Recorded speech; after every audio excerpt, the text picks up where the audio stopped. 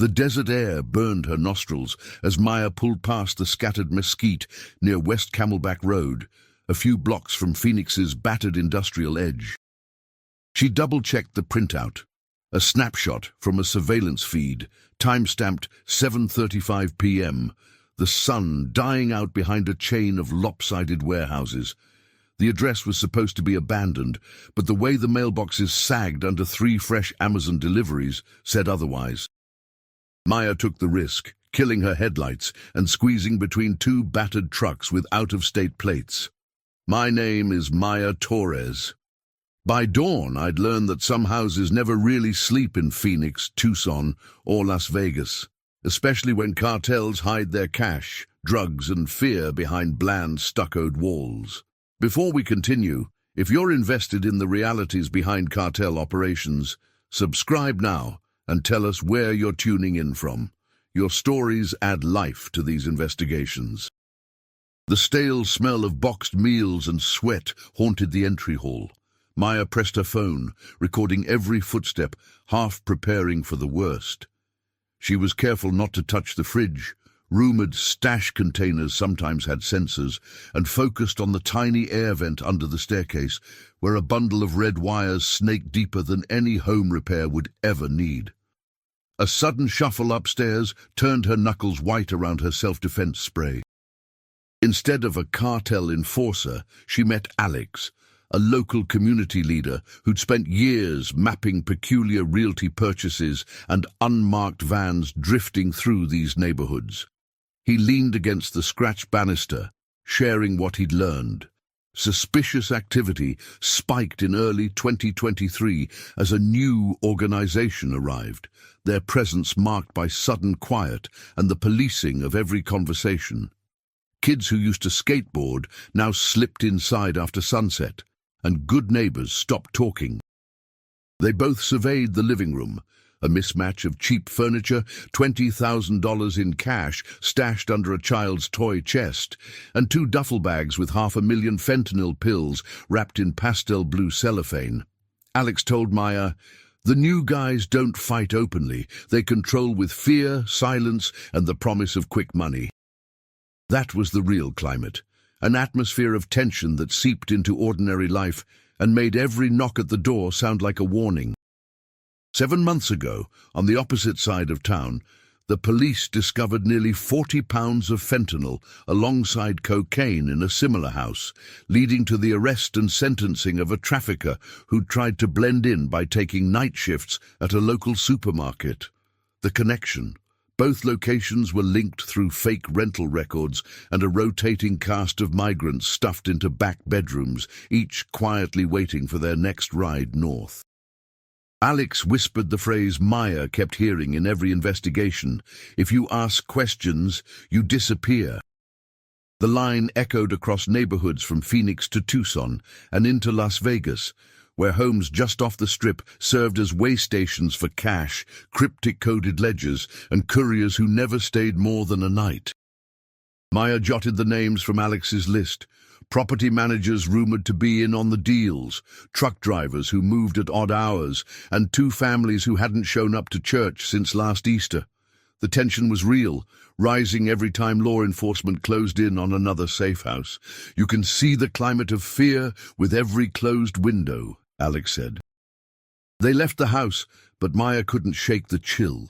The unnerving sense that every ordinary home might be hiding secrets, and every neighbor might be forced into silence by a cartel's invisible grip. On her way out, Maya nearly collided with a courier, barely 19, carrying a battered duffel bag. He paused, face pinched by worry, scanning for police cruisers before hustling toward a grey sedan parked by the curb. She didn't call out. The rules around here were clear. Speak out, and the next house could be yours. She recorded the plate and made her way back to Alex's truck, where a new lead, an unassuming house outside Tucson, would begin the next spiral of the investigation. It was never easy in Tucson. Maya watched as the city changed, each year darker than the last, each corner laced with rumors. In an alley behind South 6th Avenue, she met Julian, a federal agent whose hair had grayed since the last time cartels shifted their focus from bulk trafficking to stash house operations.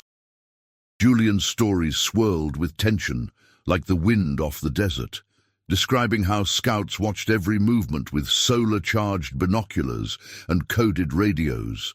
Secret houses dotted the outskirts, camouflaged by normality, yet crammed with contraband.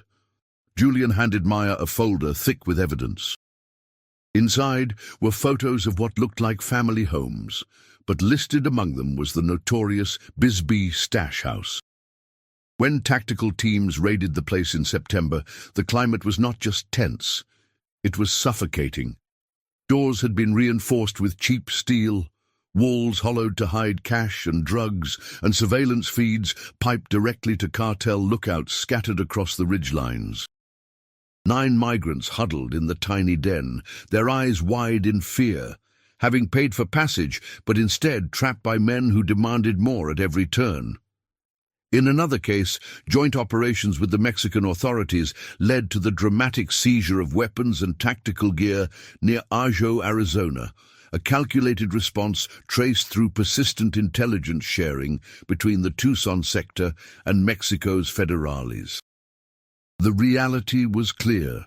Every stash house was not only a hideout for product, but a node in a complex web of surveillance, bribery, and enforced silence. Julian explained how the change in enforcement policy, in particular the end of catch and release, had forced smugglers to adapt, shifting their routes and methods. Now stash houses weren't just dotted along the border, but had radiated into city centers, ranches, even suburban developments. On her tour through Tucson, Maya met Elena, a neighbor whose husband had vanished after reporting strange deliveries to local police. Elena barely spoke above a whisper. The fear was palpable, her hands shaking as she described late-night footsteps, blackout curtains drawn, and the sound of muffled cries from the house next door. Her eyes pleaded for anonymity. "We used to feel safe," she said, "but now every shadow could mean trouble." The climate of fear and silence grew heavier with each story, each uneasy glance. Outside, the streets echoed with distant sirens, sometimes law enforcement, sometimes someone running away. Later, Maya and Julian drove past a modest house where 9 migrants had been discovered, waiting quietly for their next move deeper into the United States. The border felt close, almost pressing, as though each mile of desert between Tucson and the crossing was drawn tighter by cartel control. Julian's advice was simple but grim. Don't trust what looks normal. The cartels turn quiet streets into hiding places, and even the people you know best can become participants in secrets they never wanted to keep. The investigation spiraled as Julian received an urgent message. A new stash house had just been exposed in Las Vegas, signaling that the network stretched much farther than anyone wanted to admit. Las Vegas by night pulsed with neon and risk. The Strip hid excess, but the quieter neighborhoods just off East Tropicana Avenue hid something colder, a sense of suppressed anxiety lingering over blocks of identical houses. Maya's rental scraped past a row of motorcycles and low-riding sedans parked too perfectly, their drivers scanning every passing car. Inside a modest home, police had recently seized cash, drugs, and handwritten ledgers encrypted with ciphers only the cartel could decipher. The walls bore the smells of bleach and cigarette smoke, the effort to erase all traces before a raid. Maya met Officer Laramie, who spent the last year tracking cartel activity from Phoenix to Las Vegas, his eyes heavy, his voice tinged by fatigue and frustration. Laramie described how these safe houses rarely stayed open long. "The fear here is different," he said. "People keep quiet, not just from threat, but because they know forgetting is safer than remembering." Every few months, raids triggered waves of rumors: who was taken, who escaped, whose silence was bought. In January, Maya learned that the cartels had shifted their Las Vegas operations, moving money through casinos and then stacking product in plain suburban homes. Unlike Phoenix and Tucson, Las Vegas offered anonymity, a place where faked rental agreements and staged family photos could hide the real business happening behind drawn blinds. Officer Laramie showed Maya the map. Points of interest connected by phone call records, cryptic messages sent through prepaid numbers, every node in the network tied to a name that never showed up in official records. The tension in Las Vegas brought a new twist. When raids happened, neighbors avoided the news, and those who spoke to authorities rarely returned to their old addresses. In the aftermath of a recent operation, Maya found a discarded phone under a bridge near McCarran Airport, its call log wiped, but its calendar filled with coded entries, the second Tuesday, always marked by a simple $. As Maya dug deeper, she realized the web stretched outwards. Phoenix traffickers used Vegas houses to store product before moving it further north, sometimes all the way towards Seattle. Each safe house she found was not only a storage point but a checkpoint for people and contraband. The silence here was cultivated with threats and rewards, and the air felt electric, too still, the anticipation of sudden chaos hovering behind every closed door. Officer Laramie gave Maya a tip, a small strip mall just east of Paradise Road, where couriers met under the guise of delivery jobs. Here, the climate was one of invisible fear, with every worker following exacting routines. Laramie winked. Even the janitor knows not to speak out. That sense of controlled silence stayed with Maya as she mapped her next move, tracking rental agreements, coded texts, and late-night van arrivals east on Sahara Avenue, believing each clue would spiral toward a true breakthrough in uncovering the Safehouses chain. As Maya compiled maps, receipts, and reluctant testimonies across Phoenix, Tucson, and Las Vegas, the tension tightened. By June 2024, federal agents in Phoenix staged a major raid after a tip from a maintenance worker, whose own family had been threatened for speaking out.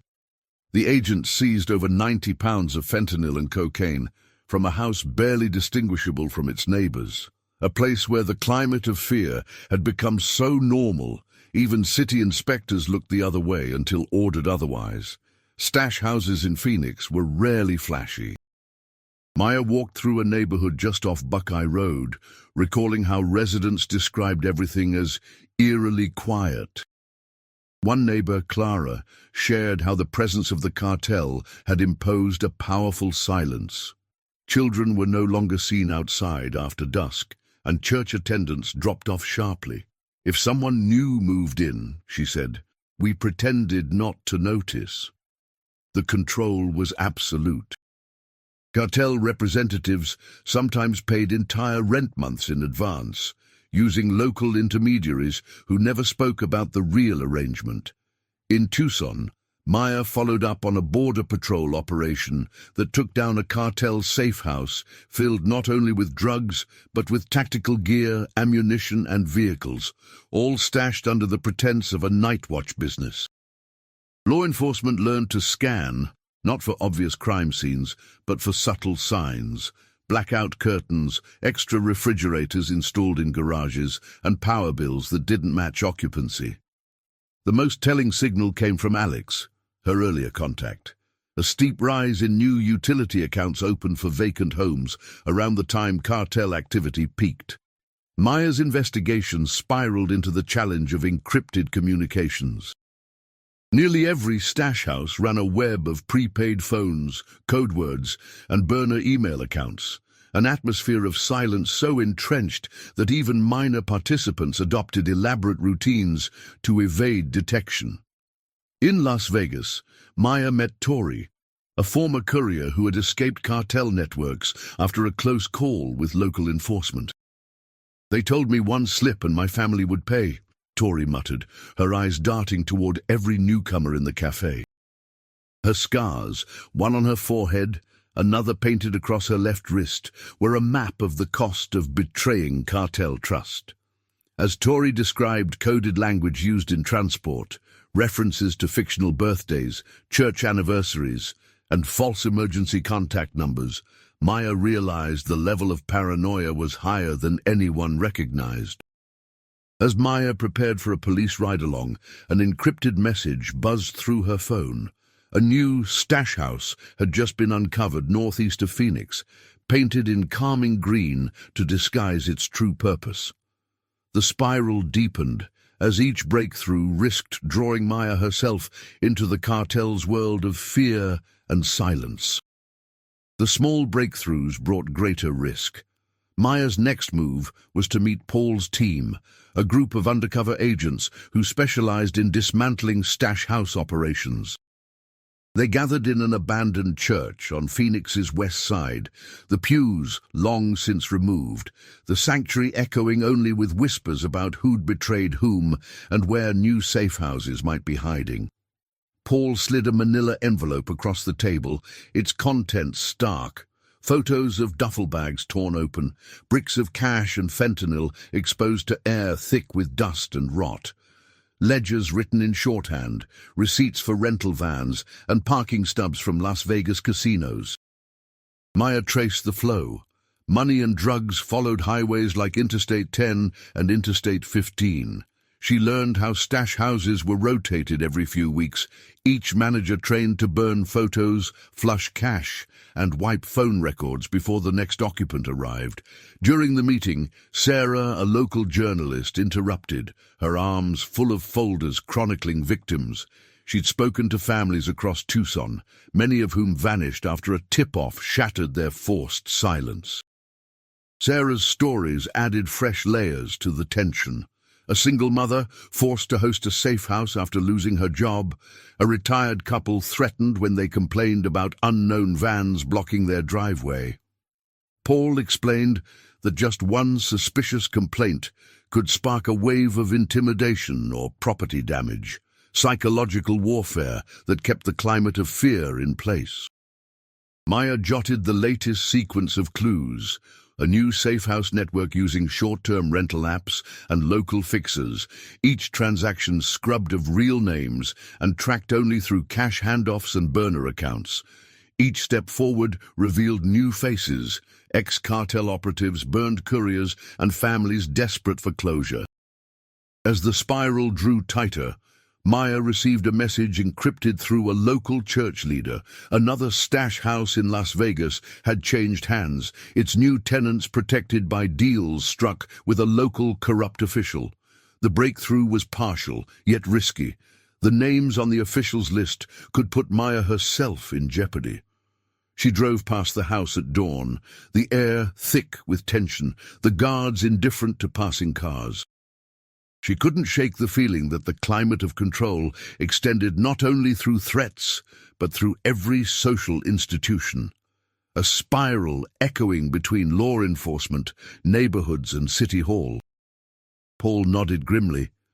We break one link, another grows stronger. Their silence is the real power. As Maya started her car, she glanced at Sarah, nervous, hopeful, determined to keep pushing for answers despite the danger.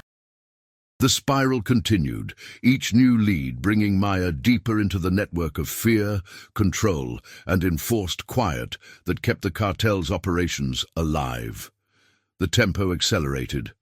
Maya returned to Phoenix, where a tip led her to a foreclosed home, packed with bags marked by a single scribbled X, a detail she'd seen before in Tucson and Las Vegas. She called local contacts, couriers, journalists, community advocates, each filling in a piece of the spiral. The stakeout lasted 3 days. By the third night, she watched as 2 new vehicles arrived, a cargo van and a family SUV, both driven by men who never looked at the porch cameras and whose faces were shielded by baseball caps pulled low. The van driver, Tony, a former school bus driver, refused to speak. His silence echoed the climate of fear Maya had recorded so often. Inside, she found hidden compartments in the walls, rubber-sealed duffels, and electronic ledgers scripted in Spanish, encrypted with family birthdays as passcodes. Maya photographed scars on one courier's wrists, signs of past punishment for betrayal. Outside, a neighbor named Reggie reported a growing unease. Every new car, every late-night delivery, we wait to see if it's trouble. Across Tucson, similar stories unfolded. Migrants hiding in stash rooms spoke to Maya, their eyes bruised by sleeplessness, describing how the cartel's promise of safe passage had twisted into a threat. "They say you pay again, or you stay," whispered one woman, framed by peeling wallpaper and two empty water jugs. Every testimony carried the stamp of fear. Children kept indoors, neighbors learning new routines to avoid suspicion, silent prayers for escape. In Las Vegas, Maya interviewed the sister of a courier arrested in a raid. She remembered how her brother had changed, living in constant worry, coding his texts, always afraid that a single slip would bring disaster. "We learn not to make noise," she said. "That's what keeps us safe. Pretend it isn't real, don't ask questions." The spiral investigation pressed Maya deeper. Physical evidence mapped against witness accounts, every breakthrough shadowed by partial discoveries and persistent warnings. The control of the cartel was absolute, reinforced by intimidation inside homes and silence on the streets. Each new house revealed a layer, a receipt, a coded ledger, a scar, and every neighbor learned anew that speaking out still came with terrible risk. By late 2024, following a multi-agency probe, dozens of suspects were arrested in Phoenix. Sarah covered the fallout, families torn apart, new tenants moving in, the cycle ready to repeat. The climate of tension remained, persistent, refusing to break. Maya closed her notebook but kept her phone ready, uncertain of what the next tip would reveal. The spiral wound tighter as Maya watched the quiet expansion of Safehouses northward. Phoenix's patterns repeated in suburban Las Vegas, where newly vacant homes filled with unfamiliar voices echoing in the narrow hallways. Agency files revealed secret codes, blue tape on basement doors, a stray black sneaker left on a step, windows painted shut. The tension was thick beneath the hum of old air conditioning units. Collaborating with Reed, a retired federal agent, Maya discovered a web of affiliations that reached beyond state lines. Couriers, code breakers, and local security guards operated under layers of fake paperwork, an ever-present threat. "They test loyalty with fear," Reed explained. "You never know which neighbor is loyal, which is paid off, which is just scared." Reed's access provided Maya with encrypted thumb drives loaded with surveillance, videos of duffel bag handoffs, coded conversations, and flashes of weapons stored under floorboards. Every edge of these homes vibrated with barely contained anxiety. "They control by making silence the safest thing you can do," Reed said. Maya met migrant survivors who described rooms with no windows, plastic-wrapped mattresses, and the constant rattle of padlocks. The spiral traced every path: rural Arizona, suburban Las Vegas, a stretch of desert outside Marana, each location marked by the fallout from cartel operations. In Tucson, Maya joined a community meeting where leaders debated the impact of recent raids. Local government officials whispered about pressure to overlook signs, utility spikes, midnight movers, new residents paying with cash. "Those who dare to speak lose more than words," one councilwoman sighed. The climate of fear enveloped the conversation, punctuated by news of fresh arrests in stash houses and rescue operations for trafficked migrants. In Las Vegas, Maya documented shifting patterns of stash house handoffs, discovering discarded burner phones and receipts hinting at more distant networks. At every stage, the spiral circled a single truth. People learned to hide, pretend, and not to see the obvious. Victims and survivors described emotional scars, the weight of living under threat, the silence that shaped every ordinary day.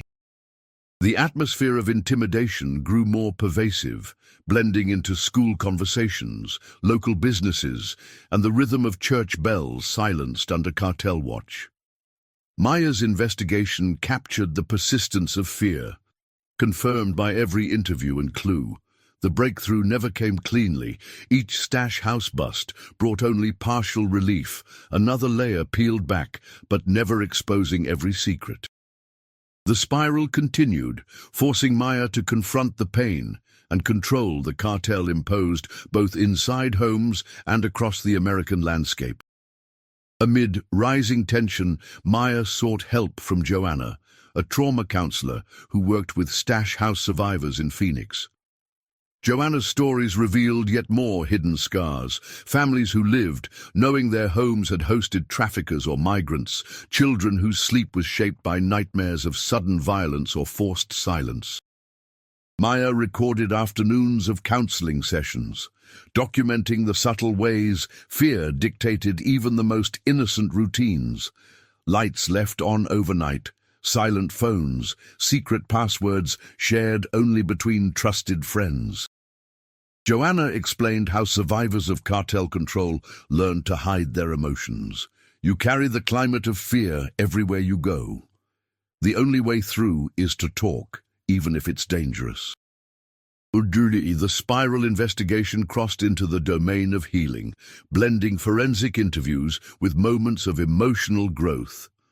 Stash house raids brought fresh instability, neighbors frightened for weeks, children unwilling to leave their rooms. In Tucson, Maya joined a support group led by Tony, a former migrant who'd barely escaped. His voice, scarred by trauma, echoed the contradiction. Every dollar promised by the cartel comes at the cost of peace. The group shared testimonials, coded phone numbers, fake IDs, signs of control through silence. Maya drew the climate of tension into sharp relief. Names withheld, faces hidden, laughter muted by the threat of recurrence. Joanna and Tony's community program helped families rebuild, resetting routines, offering anonymous tip lines, and tracking patterns of coercion. You learn to recognize fear, Joanna said. That's when you start to heal. Maya reflected on how survivors reclaimed their homes, checking every vent and lock, removing cameras installed without permission, and watching as children relearned trust. Near Las Vegas, Maya investigated an operation where trafficked migrants were discovered in a stash house, their eyes adjusting slowly to daylight after weeks locked away. One child gifted her a handwritten note, a coded message in Spanish that spelled, "I am afraid, but I survived." The spiral deepened once more. Each encounter left Maya more determined to dismantle both the network of houses and the climate of anxiety they imposed. Throughout the investigation, the sense of resolution grew stronger as emotional support programs spread, breaking the silence, training local leaders, and encouraging families to reclaim their peace. Maya listened, recorded, and mapped every breakthrough, never losing sight of how the spiral of fear and control shaped both the evidence and the stories behind every closed door. Maya sensed the spiral nearing a reckoning, each investigation converging on a long shadow cast across Phoenix, Tucson, and Las Vegas. Local police, federal agents, journalists, and survivors gathered at a community center in Glendale for a final briefing. 4 battered folding tables lined the back, cluttered with maps, evidence bags, coded ledgers, and fragments of testimony. The climate in the room throbbed with wary hope, tension still palpable despite the victories. Alex addressed the crowd. "We broke the silence here tonight, but the real danger remains. Cartel fear doesn't disappear with one good raid. It lingers in every nervous glance, all across the streets we share." Maya updated her files. Over a dozen safe houses exposed in Phoenix since 2022, each raid capturing drugs, cash, tactical equipment, and the climate of enforced quiet. Tucson operations revealed webs of scouts and lookouts, controlling both border crossings and city blockades. Las Vegas saw cycles of handoffs, always blending new arrivals into silent suburbs. Each breakthrough brought momentary relief and a warning that the spiral of intimidation could restart at any time. Sarah, the journalist, concluded with a question: what breaks the climate of fear? The answer was only partial. Victims were finding strength to speak out.